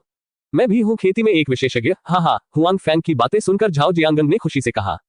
यदि गांव के सभी लोग खेत किराए पर ले लें तो वे आगे क्या कर सकते हैं यह ज्ञात है। ये भी एक समस्या है। वे हर समय निष्क्रिय नहीं रह सकते। ये निश्चित रूप से संभव नहीं है, लेकिन जो लोग अधिक उम्र के हैं उनके लिए नौकरी ढूंढना बहुत मुश्किल होता है जब वे काम करने के लिए बाहर जाते हैं। अब हुआंग फेंग अपने लिए खेत उगाने के लिए उन्हें काम पर रखना चाहता है। ये बहुत अच्छा है। आखिरकार वे खेती में नए नहीं हैं। वे अपने अधिकांश जीवन में एक दूसरे के साथ व्यवहार करते रहे हैं और उन्हें कोई समस्या नहीं है। हाँ, अगर ग्राम प्रधान झाओ चाहता है तो मैं यह नहीं चाहता, हुआंग फेंग ने मुस्कुराते हुए कहा। बेशक वह समझ गया था कि झाओ जियांगन मजाक कर रहा था। बॉस हुआंग, मैं आपके लिए खेती करना चाहता हूँ, ठीक है। इससे कोई फर्क नहीं पड़ता कि आप कम पैसे देते हैं। इस समय झाओ कहवा ने धीमी आवाज में कहा। जमीन में लगाई गई चीजों से ज्यादा पैसा नहीं मिलता था, इसलिए वह जमीन का ठेका लेना चाहता था और पास की फैक्ट्री में काम करना चाहता था। हालांकि वह ये भी जानता था कि वह बूढ़ा हो गया है और नौकरी पाना आसान नहीं है। अब हुआंग फेंग जमीन पर पौधारोपण करने के लिए किसी को नियुक्त करना चाहता था और वह तुरंत स्थानांतरित हो गया। आखिरकार अन्य नौकरियों की तुलना में वह खेती में अधिक अनुभवी थे। हालांकि उन्हें यह भी चिंता है कि हुआंग फेंग सोचेंगे कि वह बूढ़े हैं, इसलिए इससे कोई फर्क नहीं पड़ता कि उनका वेतन थोड़ा कम है। ठीक है, अगर तुम आना चाहो तो कोई दिक्कत नहीं, हुआंग फेंग ने कहा कि झाओ कहवा की उम्र में फैक्ट्री में नौकरी पाना आसान नहीं है। हालांकि खेती के लिए यह कोई बड़ी उम्र नहीं है। हुआंग फेंग स्वयं एक ग्रामीण व्यक्ति हैं। उनके गांव में झाओ कहवा से भी अधिक उम्र के लोग खेत में काम करने जाते हैं। इसलिए हुआंग फेंग का मतलब एक दूसरे को मना करना नहीं है। हुआंग फेंग न केवल एक दूसरे को मना नहीं करेंगे बल्कि बहुत स्वागत भी करेंगे। ऐसे लोग अधिक अनुभवी होते हैं। इसके अलावा वे अपनी उम्र के कारण शांत रहते हैं। वे युवाओं की तरह बहुत अधीर नहीं लगते। इसके अलावा जब वे इस उम्र के अधिक लोगों को भर्ती करते हैं तो वे गांव में श्रम शक्ति की समस्या को हल करने में मदद करेंगे और उनकी आय में सुधार करने में मदद करेंगे। यहाँ मेरे क्षेत्र का ध्यान रखा जाना चाहिए। यदि वेतन 3000 प्रति माह है तो आप इसके बारे में क्या सोचते हैं, हुआंग फेंग ने कहा। कोई समस्या नहीं, कोई समस्या नहीं, झाओ कहवा ने तुरंत उत्तर दिया कि यह आंकड़ा उनकी अपेक्षा से कहीं अधिक है। मूल रूप से उन्होंने सोचा था कि प्रति माह 1000 युआन से अधिक होगा, जो बहुत अच्छा था। उसकी ज्यादा पूछने की हिम्मत नहीं हुई। आखिरकार उन्हें लगा कि खेती में कोई कठिनाई नहीं है, कोई तकनीकी सामग्री नहीं है और कोई भी इसे नहीं कर सकता है। इसके अलावा वो हर दिन व्यस्त नहीं रहते थे, इसलिए वेतन अधिक नहीं हो सका। यहाँ तक कि हुआंग फेंग को भी कुछ 100 देना असंभव नहीं है। हालांकि उन्हें उम्मीद नहीं थी कि हुआंग फेंग इतना कुछ दे सकते हैं। अगर वह फैक्ट्री में काम करने जाता तो भी 1 महीने में इतनी कमाई नहीं कर पाता। उनका बेटा केवल 3 या 4000 युआन प्रति माह पर बाहर काम करता था। एक बूढ़े आदमी के रूप में वह इतना कुछ ले सकता था। वह इतना उत्साहित था कि उसे समझ नहीं आ रहा था कि क्या कहे। बॉस हुआंग, क्या आप उसे एक व्यक्ति या अंदर आने वाले सभी लोगों के लिए इतना भुगतान करते हैं? इस समय ग्राम प्रधान झाओ जियांगन ने पूछा। बेशक हर किसी को इतना भुगतान किया जाता है। ग्राम प्रधान झाओ ये पूछने में मेरी मदद कर सकते हैं कि क्या कोई इस मानक के अनुसार आना चाहेगा, हुआंग फेंग ने कहा। मैं आना चाहूंगा, झाओ ने कहा। इतना सारा पैसा, वे तब तक नहीं आएंगे जब तक वे बेवकूफ ना हो। झाओ जियांगन को पता है कि उनके गांव में बहुत सारे कॉलेज छात्र नहीं है और जो युवा काम करने के लिए बाहर जाते हैं उनके पास कोई शिक्षा पृष्ठभूमि नहीं है। इसलिए काम करने का वेतन बहुत अधिक नहीं है और कई लोगों का वेतन 3 या 4000 के स्तर पर है। लेकिन अब जो बुजुर्ग लोग गांव में रहते हैं उन्हें इस स्तर का पैसा मिल सकता है। कौन असंतुष्ट होगा? हुआंग फेंग वास्तव में जानता है कि बहुत सारा पैसा है। आखिरकार स्टोरेज बॉक्स मिलने से पहले जब वह बाहर काम कर रहा था तो 1 महीने में इतने सारे बॉक्स होते थे। इसके अलावा वह हर दिन कुत्ते की तरह व्यस्त रहता था। वह इतना थक गया था कि वह उन्हें इतने पैसे दे सका। निस्संदेह वे इससे इनकार नहीं करेंगे। दरअसल हुआंग फेंग खुद ग्रामीण इलाके से हैं। उनके मन में किसानों के लिए भावनाएं हैं और वह उन्हें कुचलना नहीं चाहते, इसलिए वह उनकी मदद करने से इनकार नहीं करेंगे। उसके बाद हुआंग फेंग और ग्राम प्रधान झाओ जियानगांग ने समझौते पर हस्ताक्षर किए। हुआंग फेंग ने मालिक रहित खेत के अलावा गांव के सभी मछली तालाबों को अनुबंधित कर लिया। जहां तक मालिकों के साथ अन्य भूमि का सवाल है, वे तब तक समझौते पर हस्ताक्षर नहीं कर सकते थे जब तक झाओ जियांगंग ने ग्रामीणों के साथ चर्चा नहीं की थी। हालांकि झाओ जियांगंग ने हुआंग फेंग से वादा किया कि कोई समस्या नहीं होगी। जब चीजें यहां पूरी हो जाएंगी तो हुआंग फेंग चले जाएंगे। हालांकि झाओ जियांगंग हुआंग फेंग को रात्रिभोज के लिए रखने की पूरी कोशिश करता है, लेकिन हुआंग फेंग इसे स्वीकार नहीं करता है। वैसे भी वह कुछ दिनों में वापस आ जाएंगे। उस समय वह एक साथ खाना खा सकता है और दूसरों से बातचीत कर सकता है। आखिरकार हुआंग फेंग को यहाँ काफी निवेश करना है और यहाँ के लोगों के साथ अच्छे संबंध रखना जरूरी है। जब हुआंग फेंग झाओ को गांव से चले गए तो झू जियू और उनकी 3 बेटियां भी time and space entertainment company से बाहर आ गईं। वे सभी दोपहर में आधे दिन के लिए कंपनी में रुके थे। क्योंकि ली बिंगयुन समापन और समायोजन की स्थिति में थी, 4 लड़कियों ने ली बिंगयुन को नहीं देखा। हालांकि जेंग शुआई को पता था कि 4 लड़कियों की व्यवस्था हुआंग फेंग द्वारा की गई थी, इसलिए उन्हें एक दूसरे के बारे में जानने के लिए लाया गया। कंपनी के मामलों से परिचित होने और समझौते की शुरुआत करने के बाद ये कहा जा सकता है कि आज से उनमें से 4 time and space entertainment company के कलाकार भी हैं। हालांकि क्योंकि चारों महिलाएं अभी भी छात्राएं हैं, वे अब अधिक सीखने की ओर उन्मुख हैं, अभिनय, गायन और नृत्य आदि सहित सभी प्रकार की प्रतिभाओं का अभ्यास कर रही हैं। उसके बाद जेंग शुआई उन्हें कुछ टीवी फिल्मों में काम करने और सहायक भूमिकाएं निभाने की व्यवस्था करेगी। हालांकि समय और स्थान मनोरंजन के लिए कोई आधिकारिक फिल्म नहीं है, इसलिए 4 महिलाएं केवल पहले इंतजार कर सकती हैं। यह एक सपने जैसा है कि हमने इस तरह के अनुबंध पर हस्ताक्षर किए हैं। क्या अब हम मनोरंजन जगत में हैं? झू के सहपाठियों में से एक ने उत्साह से कहा। यह अभी भी जल्दी है। हमने अभी अनुबंध पर हस्ताक्षर किए हैं। हमने अभी तक वास्तविक अभिनय शुरू नहीं किया है। आइए आपके प्रसिद्ध होने तक प्रतीक्षा करें। हॉन्ग ली ने हमला किया। अब हम उनमें से आधे हैं, स्कूल के उन छात्रों से कहीं बेहतर। अब वे अभी भी ऑडिशन देने और नौकरी के लिए आवेदन करने में व्यस्त हैं। सहपाठी ने कहा। बारिश से बचने के लिए धन्यवाद, अन्यथा हम इतनी आसानी से कैसे आ सकते हैं। इसके अलावा ये ली बिंगयुन की कंपनी है, ये भविष्य में अच्छा होगा, होंग ली ने कहा। / इस वेबसाइट का पता याद रखने में केवल 1 सेकंड लगता है। मोबाइल पढ़ने वाली वेबसाइट। बेहतर नवल पढ़ने के लिए आप हमारे YouTube चैनल और ऑडियो एक्सप्लेन टेलीग्राम चैनल से जुड़ सकते हैं। 1099 झू जियू गिरफ्तार हो गया है। बेशक हम जियू के योगदान को नहीं भूलेंगे, झू के रूममेट्स में से एक ने कहा, लेकिन गंभीरता से हुआंग फेंग वास्तव में रहस्यमय है और मुझे नहीं पता कि उसकी असली पहचान क्या है। वह ली बिंगयुन पर हस्ताक्षर कर सकता है, जो चीन में शीर्ष मनोरंजन कंपनियों के लिए असंभव है। हाँ, हांग ली ने सिर हिलाया। उसने झू जियू की ओर देखा। हालांकि झू जियू को हुआंग फेंग की विशिष्ट पहचान का पता नहीं था। वैसे मैंने जश्न मनाने के लिए शाम को दोस्तों के साथ अपॉइंटमेंट लिया था। मैं भी, शाम को मेरा अपॉइंटमेंट है, झू के 2 रूममेट्स ने झू और होंग से कहा। ठीक है, क्या तुम दोनों ने अपने प्रेमी के बारे में गुप्त रूप से बात की, लेकिन तुमने हमें नहीं बताया, हांग ली ने कहा। जब मुझे मौका मिलेगा तो मैं तुम्हें दिखाऊंगा। यह अभी तक पूरी तरह से तय नहीं हुआ है। रूममेट्स में से एक ने कहा कि उसने स्नातक होने से पहले एक मनोरंजन कंपनी पर हस्ताक्षर किए थे। इसके अलावा वह एक मनोरंजन कंपनी थी जिसके प्रदर्शन की अच्छी संभावना थी, जो वास्तव में एक खुशी की बात है। उसके बाद दोनों लड़कियां कंपनी के दरवाजे पर झू जियू और होंग ली से अलग हो गईं। अब क्या करें? होंग ली झू जियू को देखता है और कहता है, तुम्हें रात में अपॉइंटमेंट नहीं मिलेगा, है ना? नहीं, झू जियू ने अपना सिर हिलाया और कहा कि वह हुआंग फेंग के साथ डेट करना चाहती थी। हालांकि हुआंग फेंग ने उसे ढूंढने की पहल नहीं की। वह अभी भी हुआंग फेंग को कॉल करने में झिझक रही थी। हालांकि हुआंग फेंग की एक प्रेमिका थी। झू जियू को डर था कि इसका असर हुआंग फेंग पर पड़ेगा, इसलिए उसने हुआंग फेंग को बुलाने की पहल नहीं की। चलो खरीदारी करने चलते हैं। जब हम थक जाएंगे तो खाने के लिए जगह ढूंढ लेंगे। होंग ली ने कहा कि अब उसका कोई बॉयफ्रेंड नहीं है और आज का कार्यक्रम जश्न मनाने लायक है, इसलिए वह जल्दी स्कूल वापस जाना, खरीदारी करना और खाना नहीं चाहती, जो एक अच्छा विकल्प है। ठीक है, झू जियू ने सिर हिलाया। उसके बाद उन्होंने घूमने का विकल्प चुना। यहाँ अभी भी कई स्टोर हैं, इसलिए उनकी योजना सीधे यहीं से शुरुआत करने की है। केवल झू जियू और होंग ली नहीं आए, उनके पीछे कई लोग चल रहे थे। यह एक संकटग्रस्त क्षेत्र है, वे ऐसा नहीं कर सकते। लेकिन जब तक झू जियू और होंग ली स्कूल वापस नहीं गए, एक मौका था। इसलिए निम्नलिखित लोगों को चिंता न हो, इसलिए वे धीरे धीरे अनुसरण करते रहे। 1 घंटे की अनुवर्ती कार्रवाई के बाद उन लोगों को अंततः अवसर मिल गया। झू जियू और होंग ली अपेक्षाकृत सुदूर स्थान पर आए। आखिर वे पहली बार यहाँ आए थे, इसलिए आसपास के वातावरण से परिचित नहीं थे। जब उन्हें एहसास हुआ कि वहां जाने के लिए कोई अच्छी दुकान नहीं है, तो उन्होंने वहां से हटने और वहां से चले जाने का फैसला किया। हालांकि जब वे पीछे मुड़े तो उन्होंने पाया कि कई लोग जो अच्छे लोगों की तरह नहीं दिखते थे, वे उनके पास खड़े थे और 2 लोगों को बुरे इरादों से देख रहे थे। खासकर उनमें से एक को उनकी आंखें केवल उन पर टिकी थीं। वे अपने कपड़े उतारने को आतुर थे। आप कौन है? होंग ली उनका रास्ता रोकने वाले इन लोगों को थोड़ी सतर्कता से देखती है और कहती है कि उस शख्स की आंखों का मतलब उनसे ज्यादा परिचित नहीं हो सकता। जब कई पुरुष उसे देखते हैं तो आंखें ऐसी ही होती हैं। हालांकि बेईमान आंखों वाला आदमी जाहिर तौर पर इन लोगों का मुखिया नहीं था। उसने उनमें से केवल एक मध्यम आयु वर्ग के व्यक्ति की तेज सांस के साथ देखा। उसकी आंखों ने झू जियू के शरीर को देखा और फिर कहा, ले जाओ। फिर अन्य 2 लोग बाहर आए। एक झू जियू के पास आया, उसे ऊपर बिठाया और चला गया।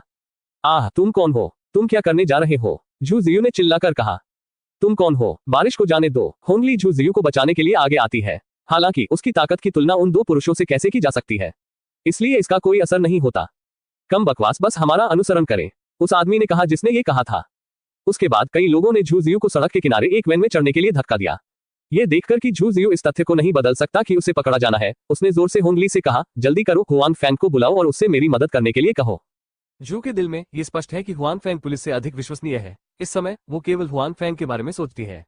उन लोगों ने तुरंत दरवाजा बंद किया और चले गए। होंग ली 2 कदम तक उसके पीछे दौड़ा, फिर उसने अपना सेल फोन निकाला और हुआन फैंग को फोन किया। पिछली बार जब हुआन फैंग ने उसे फोन किया था तो उसने हुआन फैंग का नंबर लिख लिया था। दूसरी ओर हुआन फैंग शहर की ओर गाड़ी चला रहा है। जब उसे होंग ली का फोन आया तब भी उसे कुछ संदेह था। वो नहीं जानती कि वो क्या ढूंढ रही है। हालांकि यदि आप भ्रमित हैं तो भी आपको फोन का उत्तर देना होगा। हेलो हुआन फैंग, यह अच्छा नहीं है, जियू को ले जाया गया है। जैसे ही फोन कनेक्ट हुआ होंग ली की चिंतित आवाज आई। क्या? हुआन फैंग हैरान था। कार अचानक रुक गई। सौभाग्य से वह अभी भी उपनगर के पास था, इसलिए सड़क पर ज्यादा कारें नहीं थी। क्या बात है? चिंता मत करो, स्पष्ट करो। जियू और मैं अभी खरीदारी कर रहे थे। जब कई लोग आए तो उन्होंने बिना कुछ कहे जियू को पकड़ लिया, हांग ली ने कहा। क्या आपको पता है कि वे कौन है? हुआन फैंग ने पूछा। मुझे नहीं पता, लेकिन मैं एक गैंगस्टर जैसा दिखता हूँ, होंग ली ने कहा। कि उसके बाद उन्होंने ये भी बताया कि उन्होंने उन लोगों को कैसे देखा। हालांकि उस समय बहुत कम था और तनाव के कारण उसने बहुत ध्यान से नहीं देखा। वैसे मुझे उनके लाइसेंस प्लेट नंबर याद है, होंग ली ने अचानक कहा। कितने? हुआन फैंग ने जल्दी से पूछा। उसके बाद होंग ली ने हुआन फैंग को वह लाइसेंस प्लेट नंबर बताया जो उसे याद था। ठीक है, मैं इसका ध्यान रखूंगा, चिंता मत करो, जियू ठीक हो जाएगा। पहले स्कूल वापस जाओ, हुआन फैंग ने समझाया। होंग ली का फोन काटने के बाद हुआन फैंग ने क्यू निंगशुन को फिर से फोन किया। हेलो हुआन फैंग, मैं फोन द्वारा क्या कर सकता हूँ? क्यू निंगशुन का फोन जल्दी कनेक्ट हो गया। क्योंकि मैं पिछली बार घर पर हुआन फैंग से मिला था, हुआन फैंग ने क्यू निंगशुन से संपर्क नहीं किया है। वो देखना चाहती है कि क्या वो हुआन फैंग को भूल सकती है। ये पता चला कि वह ऐसा नहीं कर सकती। वह इन दिनों हुआन फैंग के बारे में सोच रही है, लेकिन हुआन फैंग ने उसे फोन नहीं किया। उसने नहीं सोचा था कि कुछ और था, लेकिन लंबे समय के बाद उसने खुद को न बुलाने के लिए अपने दिल में हुआन फैंग को दोषी ठहराया। अब जब उसे हुआन फैंग का फोन आता है तब भी वो ये सोचकर बहुत खुश होती है कि हुआन फैंग ने उसे ऑफर दिया है। थन, अब तुम कहाँ हो? हुआन फैंग ने पूछा। पुलिस बल में, क्यू निंगशुन ने कहा। मैं आपके लिए क्या कर सकता हूँ? ये सही है। क्या आप निगरानी के माध्यम से एक वैन ढूंढने में मेरी मदद कर सकते हैं और देख सकते हैं कि वह कहाँ गई है?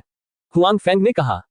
/// इस वेबसाइट का पता याद रखने में केवल 1 सेकंड लगता है। मोबाइल पढ़ने वाली वेबसाइट।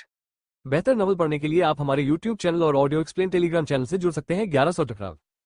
वान, क्या कुछ गड़बड़ है? क्यू निंगशुन ने देखा कि हुआन फैंग का स्वर बहुत गंभीर था और जानता था कि वह मजाक नहीं कर रहा था। उसने तुरंत अपने मजाकिया विचारों को दूर रखा और कुछ चिंताओं के साथ हुआन फैंग से कहा। ये कुछ ऐसा है जिसे मैं कुछ समय तक नहीं कह सकता, हुआन फैंग ने कहा। ठीक है, तो मुझे लाइसेंस प्लेट नंबर बताओ और मैं तुम्हें देखने में मदद करूंगा, क्यू निंगशुन ने मॉनिटरिंग हॉल की ओर भागते हुए कहा। जब हमने हुआन फैंग से विशिष्ट लाइसेंस प्लेट नंबर और कार के अंतिम स्थान के बारे में जाना तो क्यू निंगशुन मॉनिटरिंग हॉल में आ गए थे।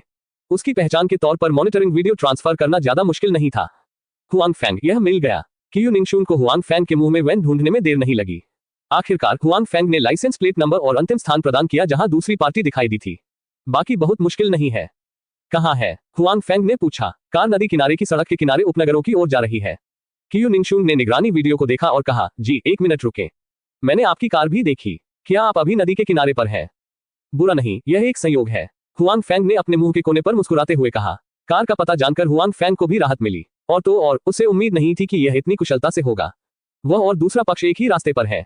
एक शहर की ओर गाड़ी चला रहा है, दूसरा उपनगरों की ओर गाड़ी चला रहा है। हालांकि नदी के किनारे की सड़क अभी भी बहुत लंबी है। क्यू निंगशुन के अनुसार दोनों पक्षों के बीच अभी भी लगभग 5 मिनट का समय बाकी है। हुआन फैंग की कार के दूसरी तरफ की जांच करने और अन्य सड़कों पर जाने के लिए हुआन फैंग ने क्यू निंगशुन को दूसरी तरफ घूरते रहने के लिए कहा, जबकि उसने अपनी गति तेज कर दी और दूसरी तरफ से मिलने चला गया।